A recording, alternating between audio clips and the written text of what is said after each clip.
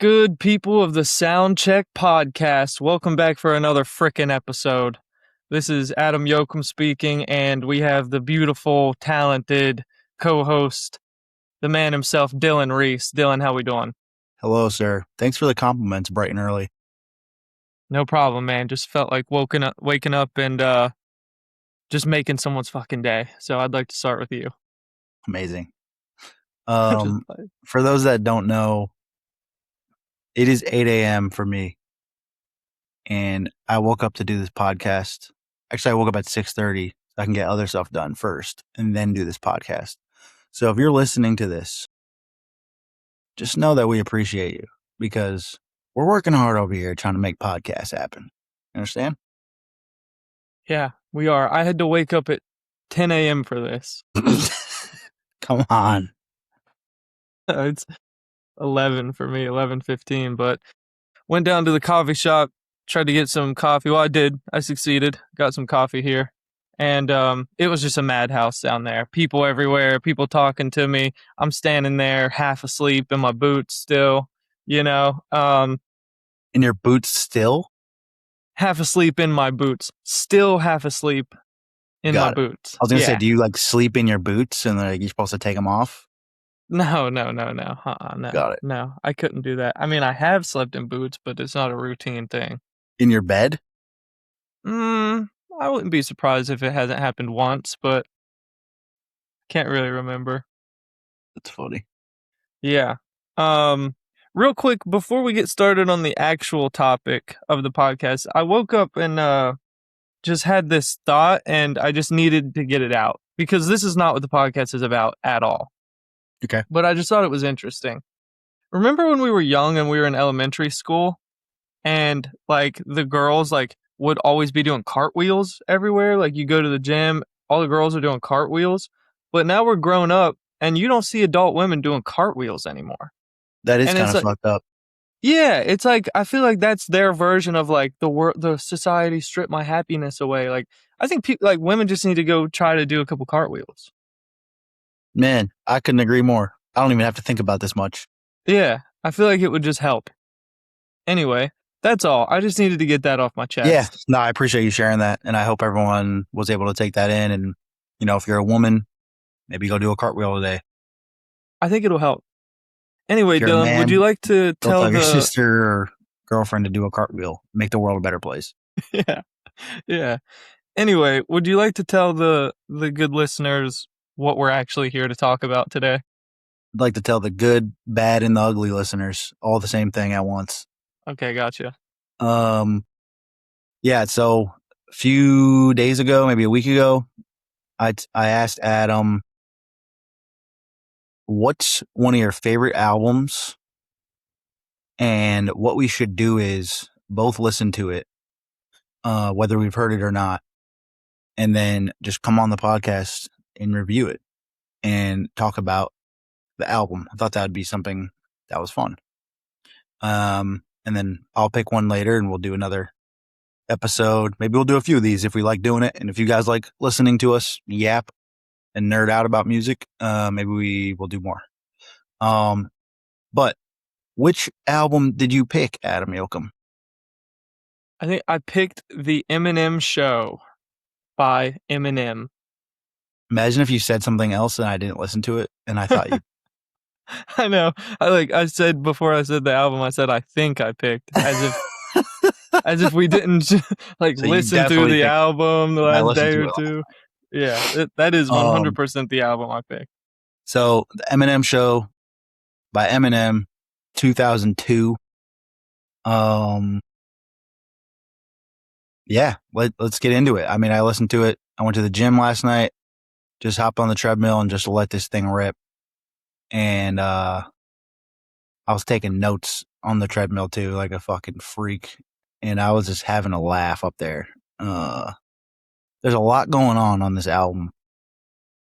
Would you like to start by telling me why you chose this album?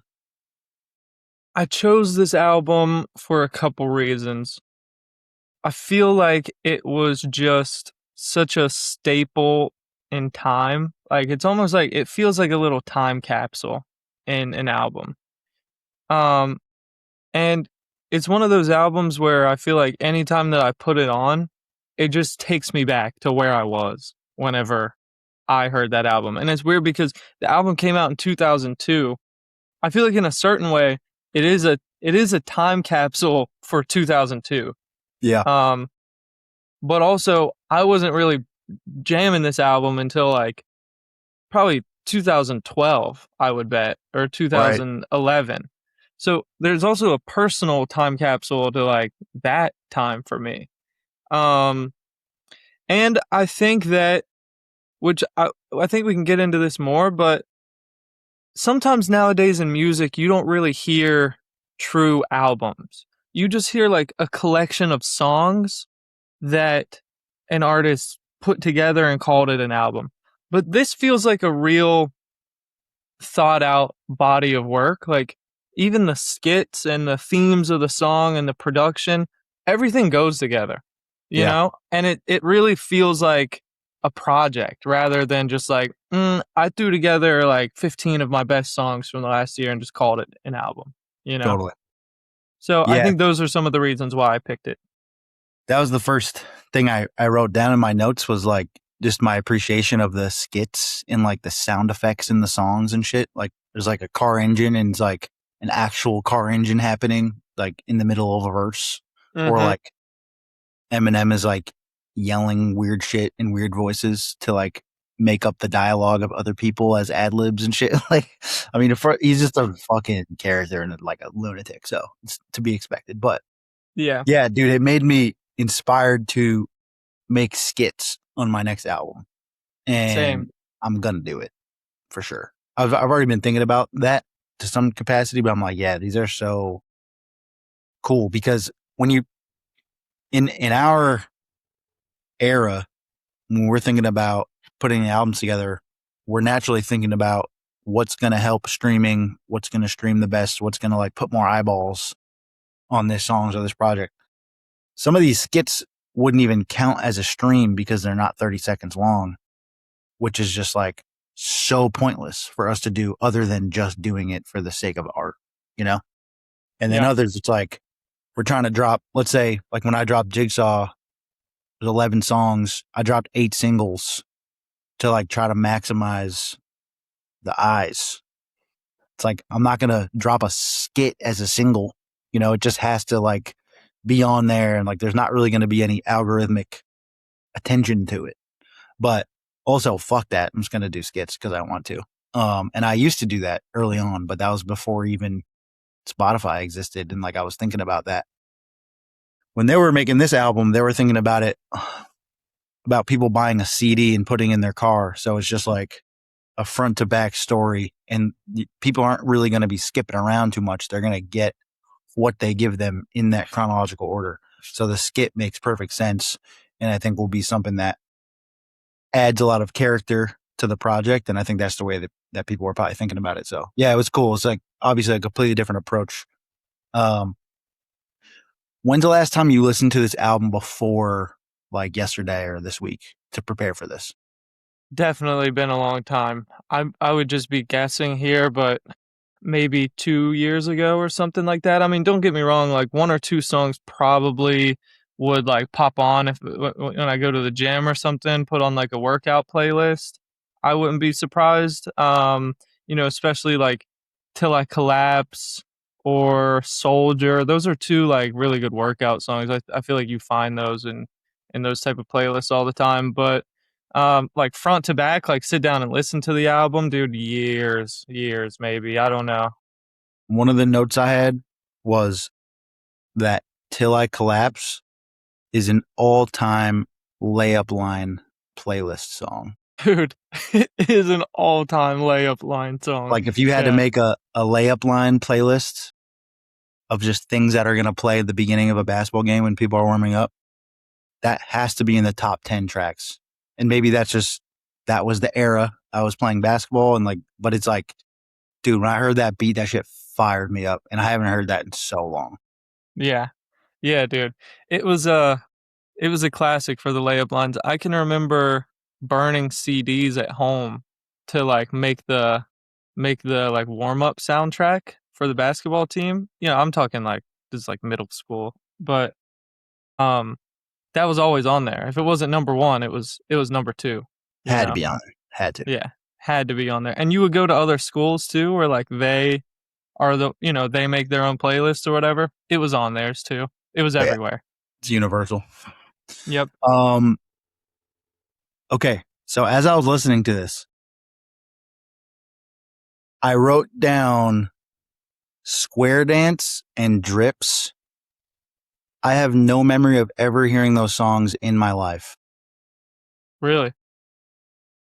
I heard them yesterday when I was at the gym, and it felt like I was like, I've never heard this. So I will say, I did not own this album when I was young, and I want to say that most of my Eminem consumption was either just in public in the world because it was so big you couldn't escape, or through LimeWire when you're just like clicking certain tracks and just downloading them and taking a chance, you know? So some of these like album cuts, I don't think I've ever heard. And those What'd you two think? songs I enjoyed the least, I think. So maybe that makes sense. Yeah. But dude, I haven't listened to like this music, whether I heard the whole album in general or not. I haven't listened to like this project in like, no joke, close to 20 years. So it's a long time. Which is probably before you even heard it for the first time. Yeah, definitely. Because, yeah, I just don't think I was revisiting this much purposefully. Like, Yeah. obviously the hits you hear, you know. Yeah. Now my Yeah, closet, Soldier, Without Me. I mean, there's fucking hits on this album. there are hits on this album, and it's interesting, like you saying you couldn't really avoid it because I couldn't avoid it either, but it was kind of through a different way because I know that this shit was all over like TMZ, all over TV, but I kind of I was 2 years old when this album came out, but it was weird whenever I heard about it in 2012. It was like it was kind of I don't think it wasn't the LimeWire. I was like watching it on YouTube, I think. Uh-huh. Or maybe even SoundCloud. No, no. This was pre SoundCloud. Um, I was just watching it on YouTube, and even then, it had this like, um, I don't know, almost like mystique about it, where it's like, it felt like you discovered some sort of hidden gem that everyone knew about. Which for me, it's like everyone did know about it, but I don't know. I don't know what it was about discovering these early Eminem albums, but it felt like I had like struck oil or something or like struck gold. Yeah. Yeah. And it was like, what the hell is this? Um, yeah, I don't know, dude, but that's interesting about the some of the like the LimeWire, and then you would miss some of the songs because I guess you did have to buy the actual album and like pop it in your car or something, or pop it in your CD player and listen all the way through it. Yeah. And when I was a kid, I wasn't like the biggest Eminem guy. Like, I definitely liked a lot of the songs and just like recognized like how good he was, but that wasn't the album I was like rushing to Best Buy to like spend $11 on. It just wasn't the one for me, you know? Yeah. So yeah, I knew like all these songs except those two. I was like, what the hell? I don't even know what this is, you know? It was kind of funny to listen to it for the first time. Yeah. But when White America came on, track 2, after the little first skit, I was like, oh my God, dude, I haven't heard this in literally since I was probably 15 and I'm 33, you know? And when he had the line about, in the hook about, I go to TRL, look how many hugs I get. It made me think of 2002 because I know you were 2 years old. I was only 10, so it's not like I was like a fucking grown man, but Yeah. I do remember TRL being on TV all the time. And like rappers and artists would go up there and it'd just be like it was just like an era of, there's nothing like that anymore. Like, I get, cause like they didn't have Instagram and shit. So it'd be like, oh my God, like Eminem's on TV. Like, that's really him. For You some know, of the younger listeners, could you explain what TRL is? Do you mean including you? Yeah, actually I do. But for some of the younger listeners.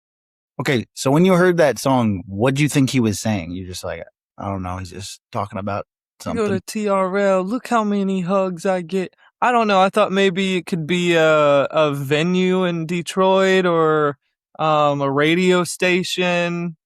I knew it had to be something about like, some music centered thing where he's popular, but not sure. So TRL was, I can't believe I'm explaining what TRL is.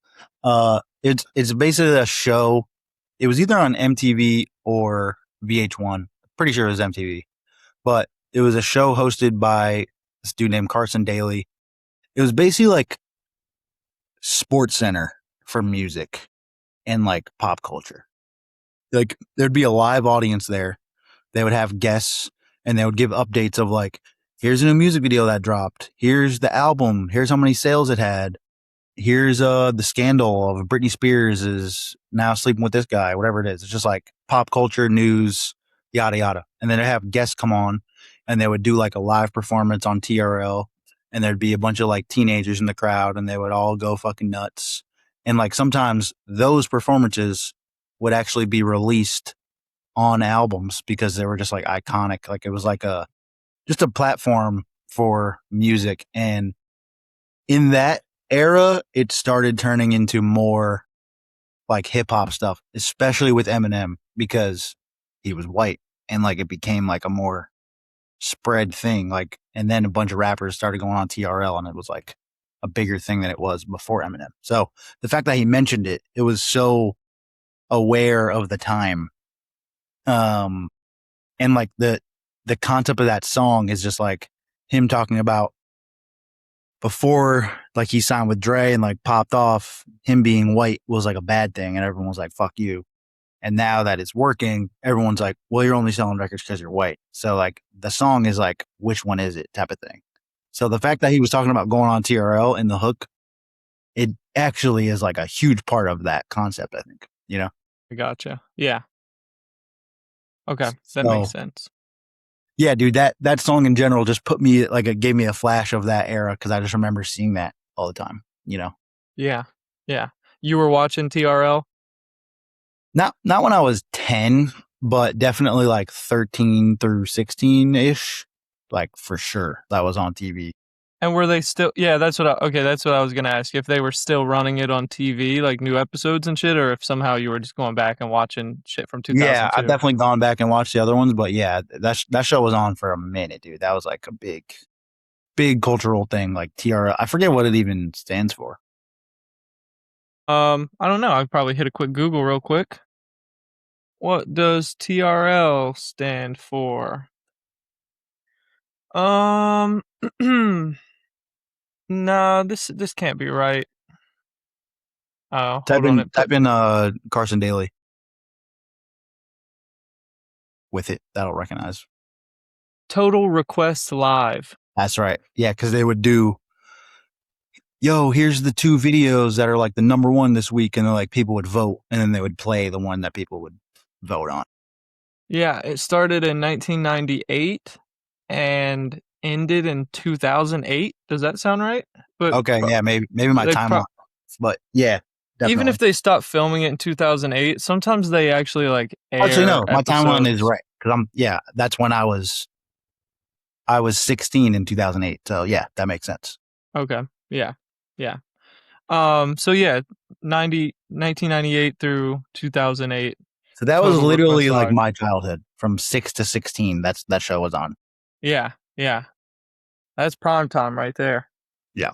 And it was interesting, like the White America song and everything else also, just because, 2002, and also when in 2002 did this come out? Not that it makes too big of a difference. The album came out May 26th, 2002.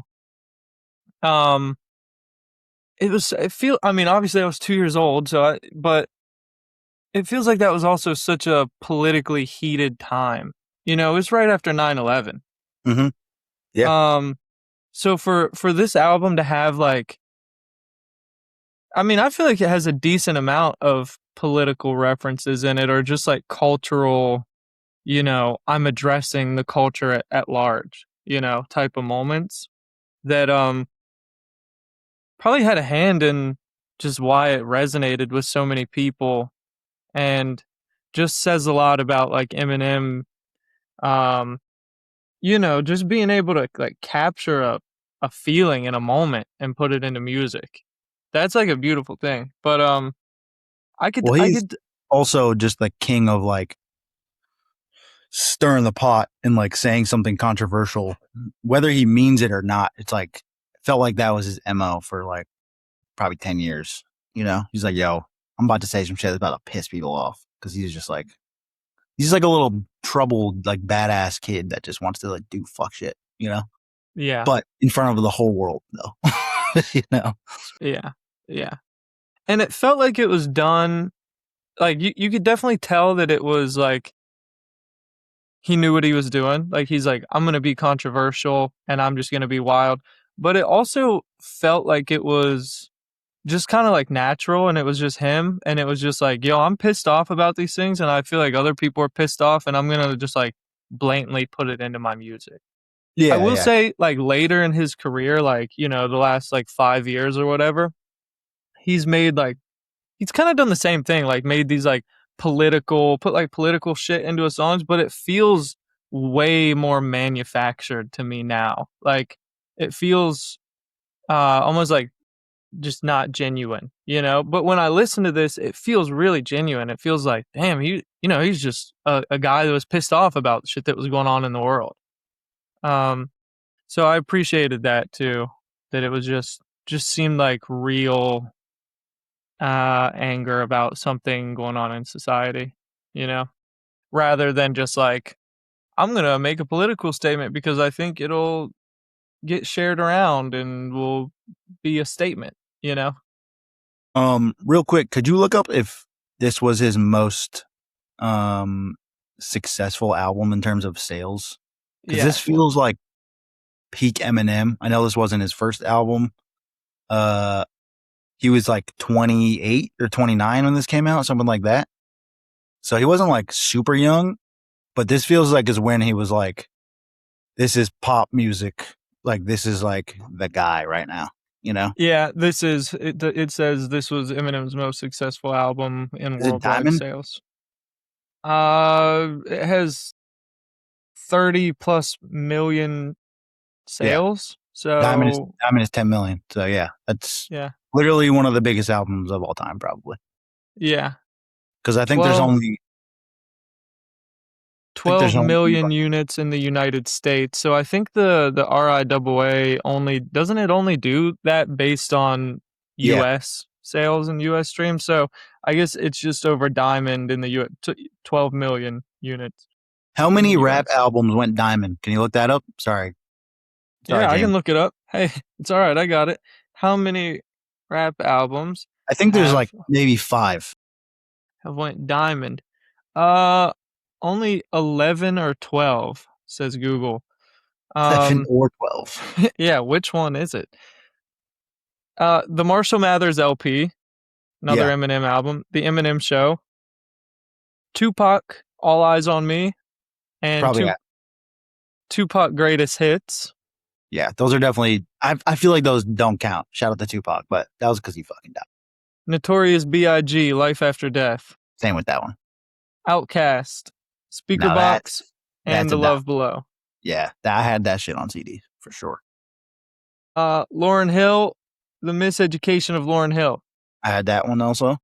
Nelly, Country Grammar. Wow, shout out to Nelly, dude. Yeah.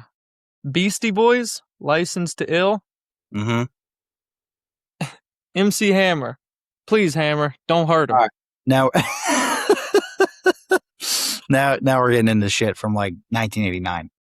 Yeah, that's 1990. That Notice there album came hasn't out. been one since then. Uh, the only one that was since then was a year after the Outcast album came out, 2003. But I mean, yeah, there hasn't been a diamond rap album since 2002 or 2003. That definitely says something. Yeah, it's crazy. Nobody's really rapping. This had a chokehold on the world.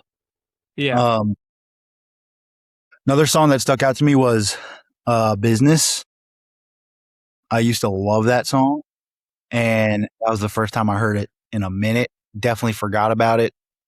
Um, I loved the female vocal that's just singing Marshall in the background. Like that's just like another detail of like just an uncredited like random singer on songs. That was like such an era of that. Um, but yeah, he was snapping on that, and dude, he's just Yeah. rapping it off. I mean, obviously, it's so obvious to say, but it's like when I was listening to it, I was like, yo, this dude is nasty at rapping. Yeah, dude, that like Marshall, the background shit, and there's Yeah. like trumpets in there too. Like just the production of that is really, really good. I thought about that too when I listened to that song. I was like, damn, like it's just it, and you can tell the time they put into making these songs because, and I was selfishly like comparing it to my own music. Like sometimes I'll sit down, like a producer friend will send me a beat. I'll sit down for like 5 or 6 hours working on this song, writing it, recording it.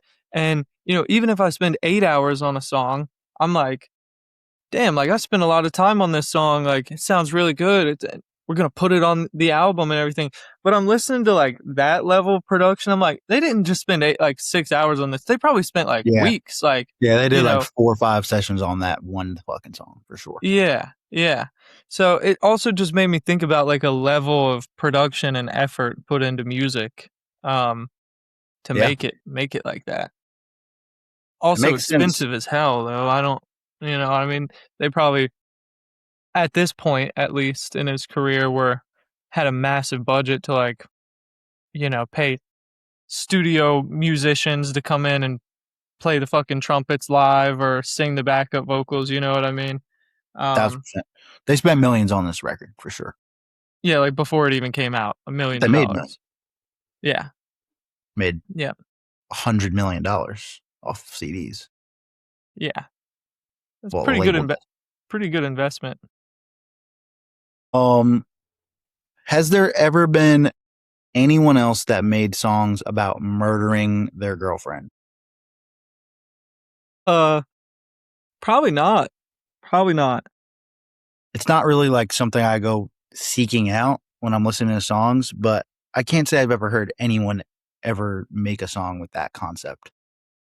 And he has a handful of them with that concept. It's all over. It's So all I over noticed the place. there's a common theme here. This guy's a little angry and unhinged. What's going on? Yeah. Um, and it's weird that, yeah, I mean, how do you have a kid with someone that you want to kill so bad? I guess I know. I guess I know how. I mean, accidents happen. I'm not to say that I don't know if his kids are an accident, but I guess anybody could. Surely they Any are. anybody Let's just could. put it out there. Yeah, I mean, they probably are. Anybody could have a kid, I guess, with someone they don't like. But yeah, But then to going back to what we were just saying, a record company gives you multiple millions of dollars, and you're just like, you know what I'm going to use that money for? I'm going to make songs about how I would kill my baby mother, and then the whole world is going to love me because of that. The fuck's going on? yeah, dude. If you ran that idea by me before, like back in 2001, I'd be like, you sure that's gonna Marshall, be? you got anything else that you might want to talk about? Anything else that I want to get off your chest? Nah, I just want to make a whole skit about her kissing the bouncer and me and my boys in the whip, and I'm hiding out. I'm about to shoot both of them. I'll start with that. And then I'll go into a song about details of how I would murder her if I did. The fuck? You sure about that? It worked. Yeah, it worked. My guy was definitely going out on a limb and just like being unique. I'll say that. Yeah. Also, I don't know if you agree with this, but it feels like there's an era of hip hop around that like 90s, early 2000s. I feel like mid to late 2000s it started like phasing out some, but there's definitely an era of rap there where it feels like the motive or like what was sick was to just like um rap about the most like gruesome way I'm gonna kill you, or like just some crime that I'm doing. Like I'll turn on some like rap songs from the 90s or the 2000s and it'll be like, I'll start the chainsaw, cut you in half, feed you to my dogs. And it's like, like, what the fuck are we talking about? You can just shoot somebody. You don't have to do all that. You don't have to shoot anyone. You can just Yeah, you rhyme. shouldn't. You ought not. You ought not. You can just rhyme words. Yeah. But you know what Um, I'm talking about? Like there's an yeah. era where it feels just like over the top with like the aggressive. I mean, I could be mistaken, but it feels like this guy, Marshall Mathers, is definitely a part of that, and like maybe the reason why that was a thing. Because I mean, maybe he was just the most popular, but like, who the fuck would just think about doing that and be like, yeah, I'm gonna record this? Yeah. I don't know. I don't know if I mean he was definitely a promoter of it and probably caused that to spread, but I wonder if that came from him or if that was just like the state of rap at the time and he was, a part of that. I feel like it's There's, that though. yeah, there's definitely some influence with like earlier Detroit hip hop, like Insane Clown Posse. I don't know if you know about them, but like all their music it's called like horrorcore, and it's just like all this like shocking, like crazy shit. And they were before Eminem chronologically, and I know that he like knew them or was inspired by them, or maybe they even had beef or some shit. But like there was part of that influence in him, but then he would go over these like West Coast like big like bouncy beats, and that's what made it just like completely different than what already Yeah. existed in that kind of like concept, you know? Yeah. Um, and there's another dude named Cage. If you have some time, look this up. Dylan Owen actually put me onto this. Shocker. We watched this whole like video about this dude named Cage who was like basically sounded like Eminem before Eminem, and he like kind of like jacked his whole shit, but made it like way doper, obviously. But yeah, it's crazy. It's like this like he was like the local rapper that would just be like battling in these places, and Eminem was just like, I'm gonna do that. Interesting. Yeah, I think I've heard Dylan Owen talk about this dude before. I want to say you mentioned him when we were on tour once or He's very twice. passionate about it. Yeah. Yeah. Huh. That's interesting. Yeah, I'll have to do a little digging on that. Um, Another thing I wanted to mention was that I just noticed how involved he was on the production. I don't know if you took the time to look at any of the credits and stuff, but like he produced like most of these songs, whether it was by himself or like with Dre or other people. And I think that's a slept on thing about Eminem is how established and good of a producer he is. I did look at some of the credits and I did see that he was all over the production credits. Um and yeah, that's pretty incredible. To be like rapping at this level, to be the concept of the album, everything, and then you're also producing is it's insane. Yeah, he's nasty. That's something I didn't realize or even really care about when I was like 12 years old listening to this, because you're just not, you don't even know, you're just listening, you know. But I've known through over the years of just like looking at stuff and finding out about things that he was a hell of a producer, and he produced a lot of songs even for other artists that, you know, I think people don't know about. But yeah, going to look at the credits as I was listening, I was like, wow, yeah, this guy was really in the fucking studio, like making these songs. It wasn't like all right, come in here and say this, like you're the guy, like you're the star, you know. It's like he's like a real true artist. Yeah. Yep.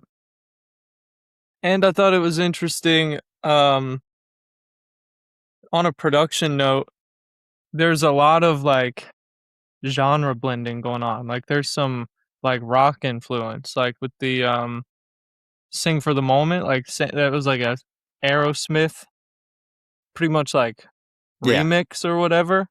yeah, he And even ripped some everything. It was like almost like a cover in a way.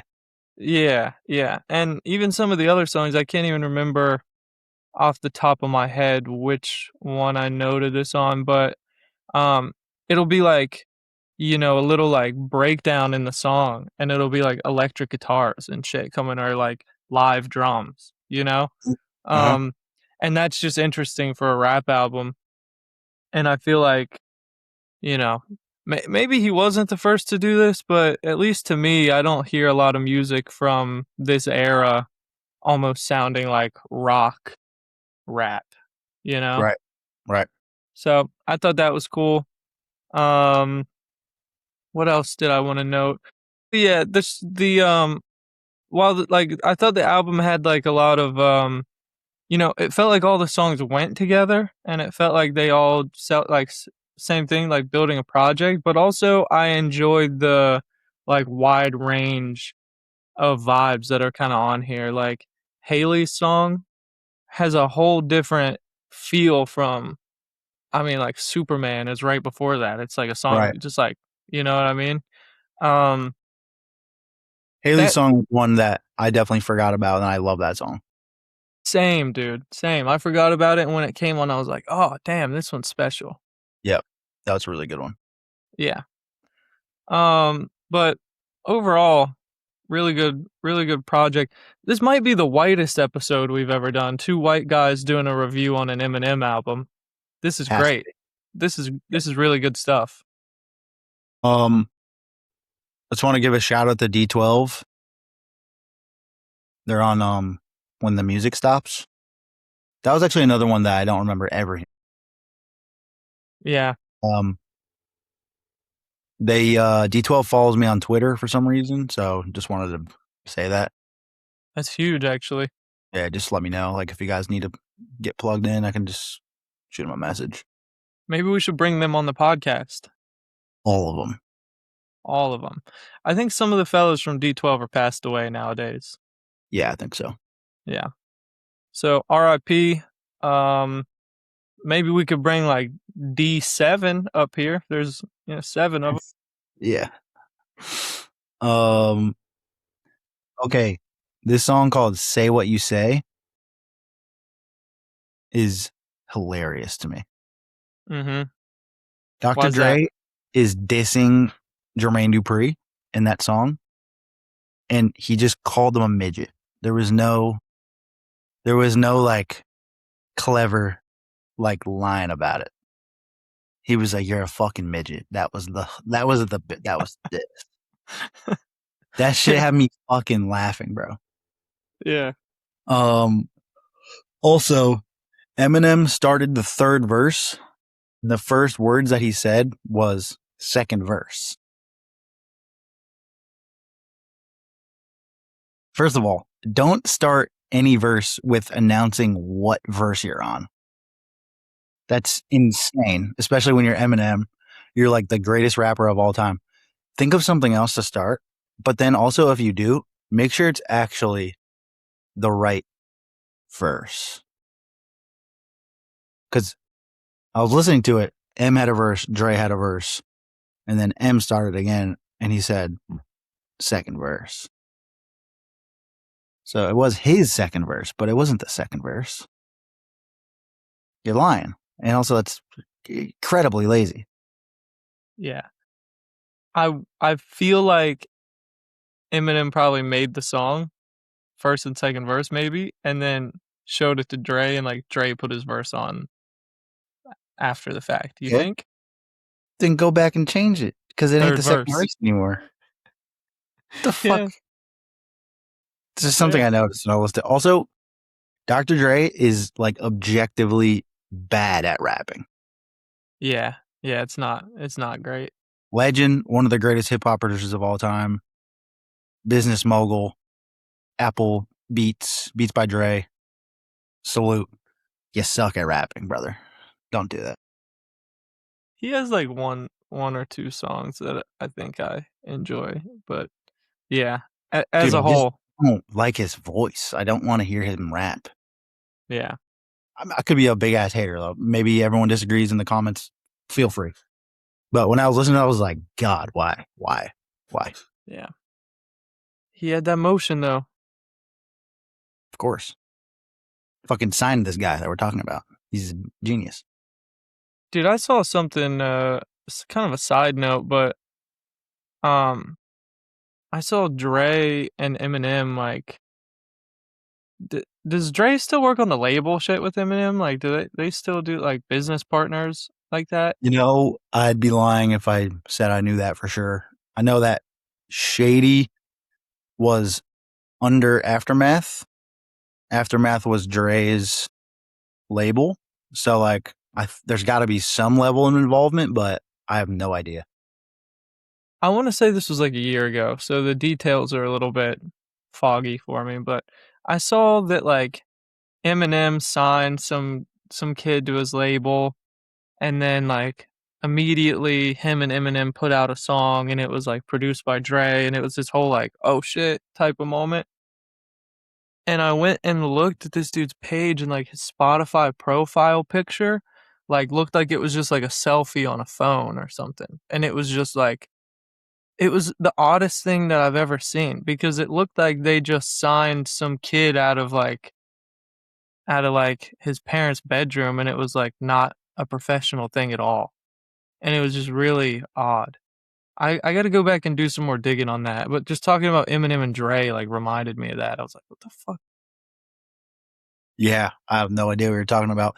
I mean, dude, I will say this album is incredible. I think this is like a 10 out of 10 rap album. Like, honestly, there's Yeah, some bits. But also, when I was listening to it, I was just thinking about how bad some of the music he made was after this. And I'm like, how the fuck did you do that after this? probably drugs. He also had a line in one of these songs. I don't remember which one it was, but he was saying how like I can't I can't quit rap. The game needs me until, one day I become weird and grow a beard and disappear into the mountains, something like that. And I was like, yo, he really did that though. He kind of did do that. He just Yeah, became some weirdo, grew a beard, and like no one knows where he is anymore.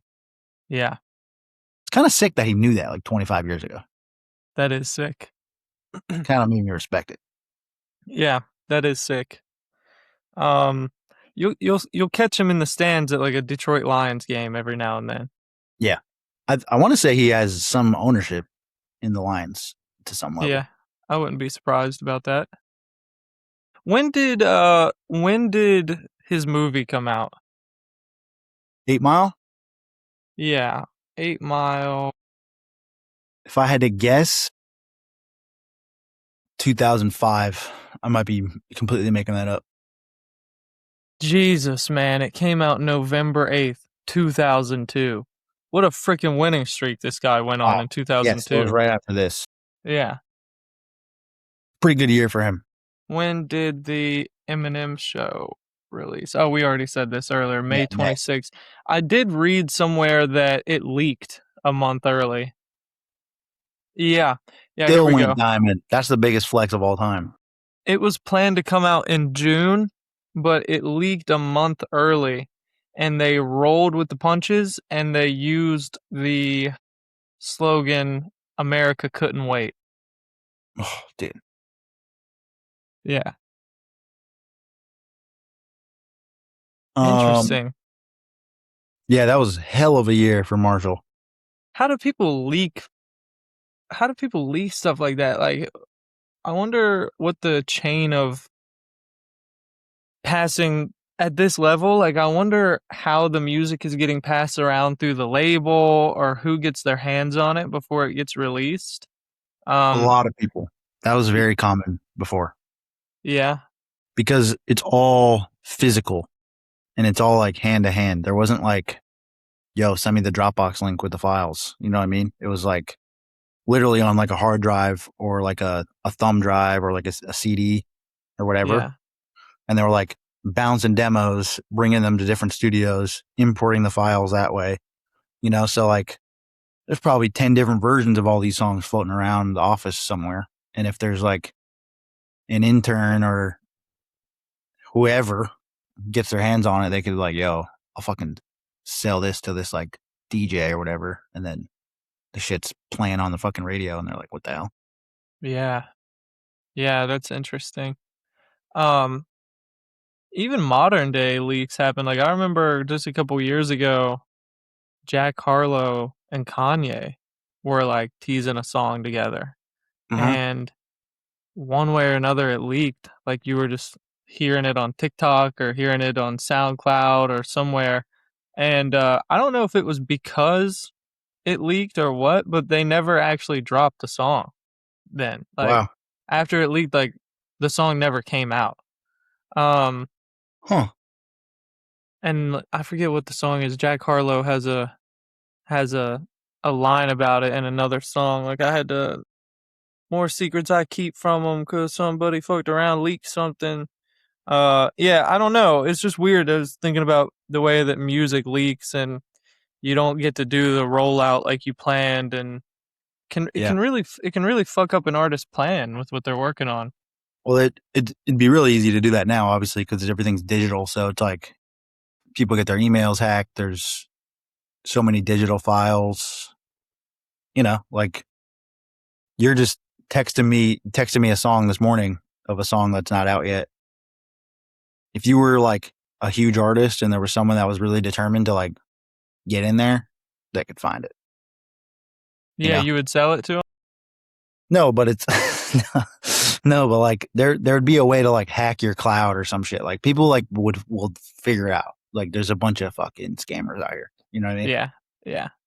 Someone would be sitting outside my house with a like an antenna thing, like getting every text that flies Looking out of for an here.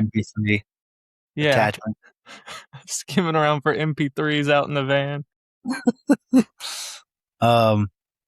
Well, yeah. What was your overall takeaway after listening to this again for the not the first time, but the first time in a while? Yeah, it brought me back, dude. It inspired me to put a little more attention, I guess, to my own music and just like the depth of it all. Like you said, all the little sound effects and the skits and everything. It's just very, very like I'm going deep with how much I can produce this out, and how. So I think I want to spend a little more time with that in my music. I thought it was great just hearing the lot of stuff I already said, like this time capsule, and capturing this moment. Um, just really impressive and kind of a breath of fresh air to hear it again after all these years. Uh-huh. So, um, I like it a lot. I will say my least favorite songs on there, I probably share your sentiment with Square Dance. Not my favorite. And what was the other one I didn't really like? Let's see. I'm looking at the track list right now. It may have been Drips as well with Obi Trice. Yeah. That one just didn't stand out. Um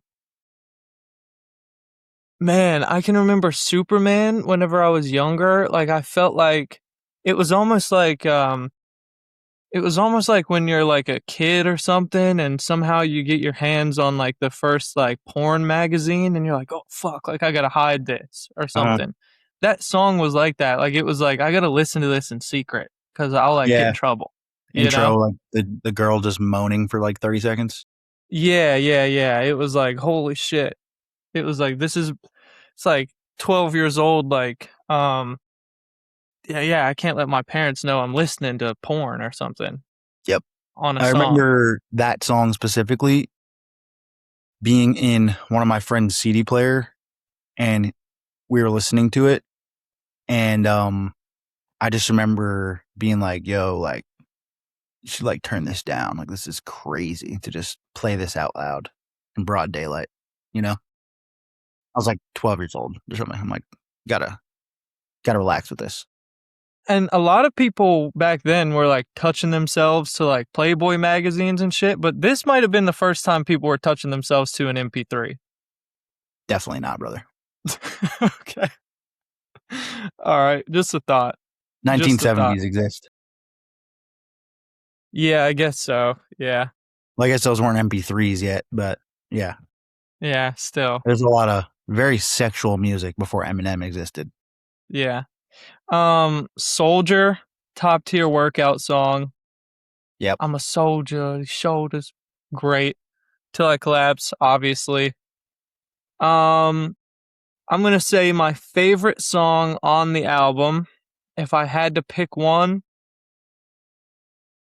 really, really hard here, but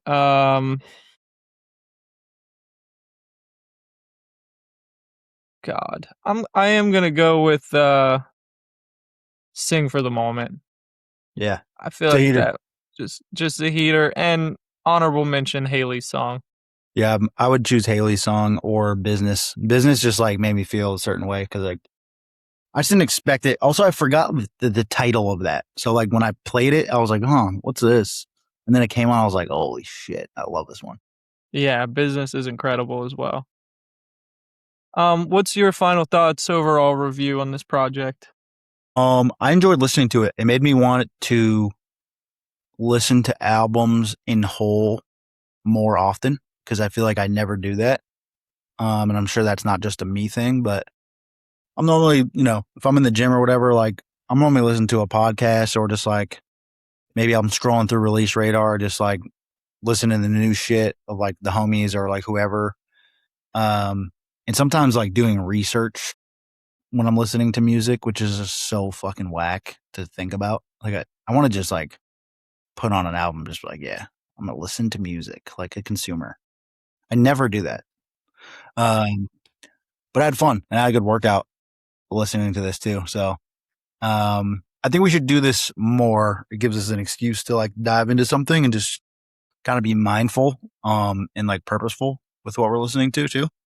So I'll pick one and we'll do another one and maybe we'll do some more of these. If you're listening and have an album recommendation or maybe something that you know that we do know that you want to hear us talk about, drop it in the comments. Maybe we will. Yep. Yeah, leave a hate comment, Please leave a hate comment. Please. please. Um, but all right, we'll be back next week with another episode. Adam, thanks for jumping on. Thanks for the recommendation. And we'll see you at lunch. Peace.